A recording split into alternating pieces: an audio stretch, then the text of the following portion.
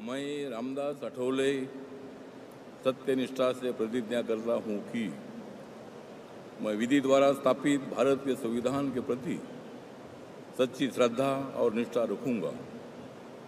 मैं भारत की प्रभुता और अखंडता अक्षुण्ण रखूंगा। मैं संघ के राज्य मंत्री के रूप में अपने कर्तव्यों का श्रद्धापूर्वक और शुद्ध अंतकरण से निर्वहन करूंगा तथा मैं भय या पक्षपात, अनुराग या द्वेष के बिना सभी प्रकार के लोगों के प्रति संविधान और विधि के अनुसार न्याय करूंगा।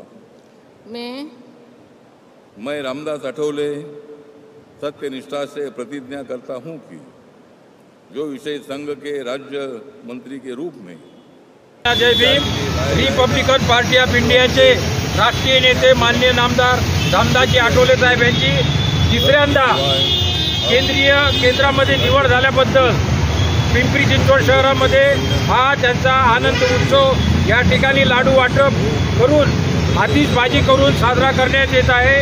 संपूर्ण महाराष्ट्रामध्ये या देशामध्ये रिपब्लिकन पार्टी ऑफ इंडियाचा निळा ध्वज केंद्रामध्ये फडकवला। आठवले साहेबांचं या ठिकाणी अभिनंदन सर्वांच्या वतीनं सर्व देशामध्ये त्यांचं अभिनंदन होत आहे। कारण बाबासाहेबांनंतर जर केंद्रामध्ये मंत्रिपद मिळालं असेल तर ते फक्त आणि फक्त माननीय नामदार रामदासजी आठवले साहेबांना मिळालेलं आहे आणि त्याचा जल्लोष म्हणून पिंपरी चिंचवड शहरामध्ये या ठिकाणी साजरा होत असताना आमच्या नेत्या लताताई ओवाळ या प्रसंगी उपस्थित भर पावसामध्ये मुसळधार पावसामध्ये त्याचबरोबर शहराध्यक्ष स्वप्नील कांबळे त्याचबरोबर आमचे पश्चिम महाराष्ट्राचे उपाध्यक्ष मुक्तर साहेब, पत्रकार सुनील वडमारे, त्याचबरोबर आमचे ज्येष्ठ पॅन्थर दिलीपजी साळवी साहेब या ठिकाणी बाबासाहेबांच्या पुतळ्याला पुष्पहार अर्पण करून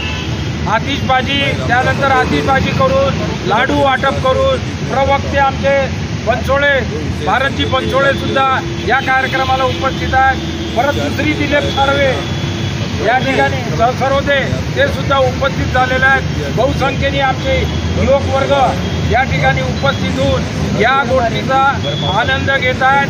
मी रमेश चिमुरकर पश्चिम महाराष्ट्र सचिव म्हणून आपल्याला सर्वांना या आनंदामध्ये सर्वांना सामील करून घेत आहोत। त्याबद्दल सर्वांचे धन्यवाद। मुसळधार पाऊस चालू असताना सुद्धा या ठिकाणी कुठल्याही प्रकारची तमा न बाळगता ऊन वारा पाऊस या ठिकाणी पॅन्थरच्या काळापासून आम्ही या गोष्टी सहन करत आहोत आणि त्या अनुषंगाने आठवले साहेबांना ज्याप्रमाणे शपथविधी घेतला त्याचबरोबर विश्वरत्न डॉक्टर बाबासाहेब आंबेडकरांना पुष्पहार अर्पण केला। त्यानंतर आतिषबाजी करून या ठिकाणी सर्वांना लाडू वाटण्यात आलेले आहे। जय भीम।